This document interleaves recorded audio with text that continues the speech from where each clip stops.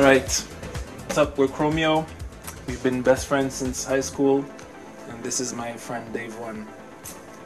Hi, this is my friend P-Thugg. He plays all the synthesizers and the keyboards.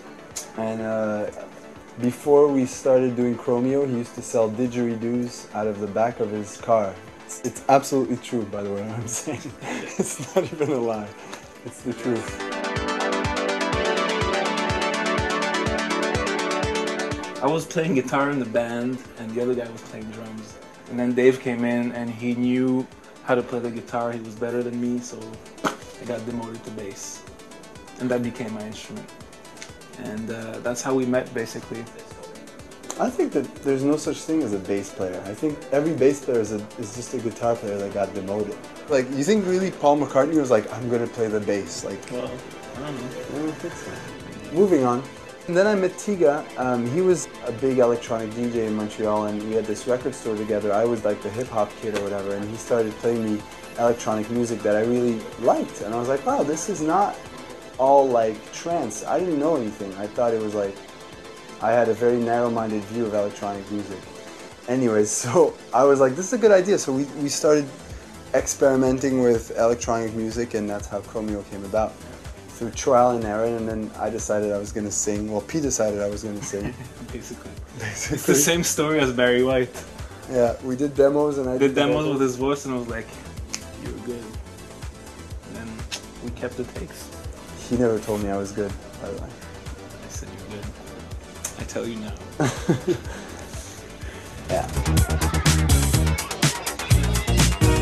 Every time I hear this groove, it makes me want to move. To do the track listing for Mixities, we have a very organized method that we follow. Yeah. Everyone has a role. Yeah, everyone in the staff of two has a role. Basically, P goes and scours the city of Montreal for records. Maybe you want to tell us about that process? I go to a lot of weird guys' houses, basements. Weird guys.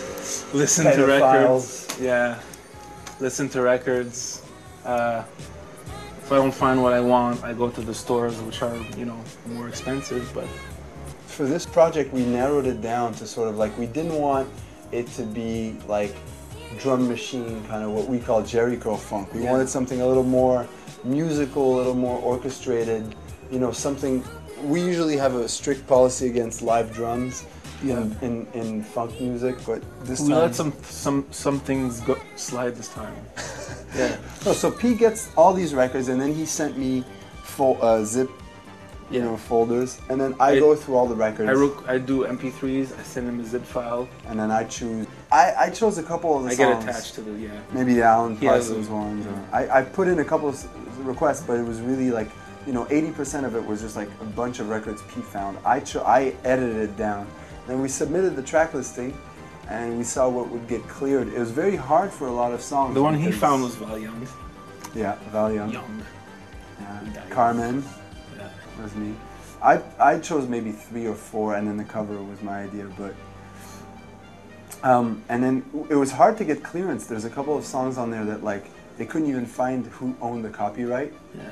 Like there's going to be like a, you know, basically like a note like, whoever owns this, holler at us, we owe you $500 or whatever it is. But like there were songs we couldn't figure out who, but the team worked really hard. And then there ended up being a French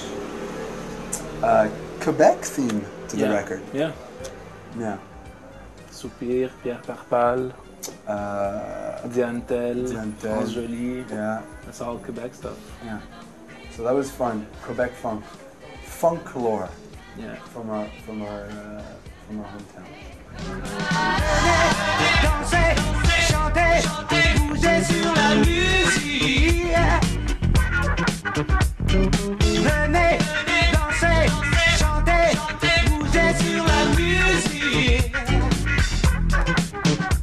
Trevor Jackson's the first person to remix Chromeo. Yeah. And when he did that, he had just put out his playgroup album, and which we were fans of. Yeah, we were huge fans of. And I remember when the single #1 came out, Tiga sent us an email and was like, hey, finally I heard something, That sounds like you guys, yeah. yeah, aside from, you know, Daft Punk Discovery.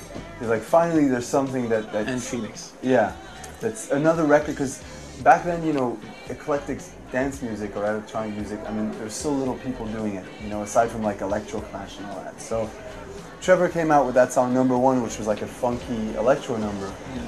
Yeah.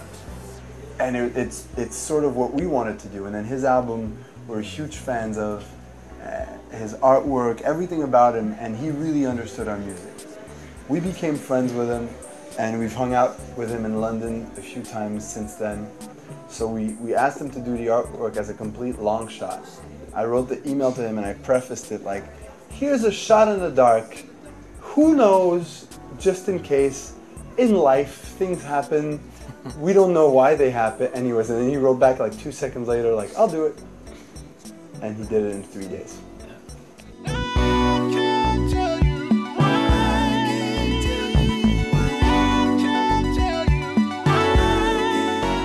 I didn't know the song until recently, to be honest. Actually. No, we knew the song. I didn't really know it. Really? Yeah. No. No, I swear. I was getting... I grew up every morning, every night with my father or my grandfather taking me to school. There was this one radio station in Montreal that had soft rock. Yeah. So I remember that song from that station. I didn't know it. Yeah. I didn't know it. I was getting my hair cut in March. And then they were playing it in the hair salon along with other Eagles songs I knew, but I didn't know this one. And so I was like, oh, that's fun. That'd be a fun song to cover. And for the exclusive song on the DJ Kicks, we wanted to do something that didn't announce the direction of our next album. Right. And that wasn't going to drop any hints as to what we're doing. So we wanted to do something completely different. People usually do that for B-sides, but we never have enough songs to even put something on a B-side. So this was like, let's make a B-side. It took us 3 months to get it together, but we did the song pretty fast. It was fun for me. I had to sing like in a higher register, and it was the first time we did a cover, in fact. Yeah. Huh? Yeah. Oh, also, about I Can't Tell You Why, sorry. We used a drum machine that's very meaningful to Hall & Oates fans, such as us. Yeah. Got a lot of comments on Twitter about that. Do you want to tell them what the drum machine is? It's a CR78 by Roland. Yeah.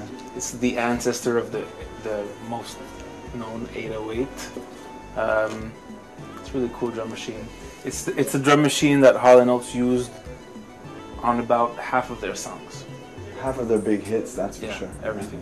Baby, I don't know what I should do about you. You sure make me feel like loving you. You sure do. Come on, baby. Our favorite DJ kick is, well, Our favorite kick. Our favorite kick. Well, there's many, but one of our favorite ones would be probably the Trevor Jackson, the Hot Chip, the Tiga. Tiga one's good. Older but good. The Kruder and Dorfmeister one's amazing. Yeah.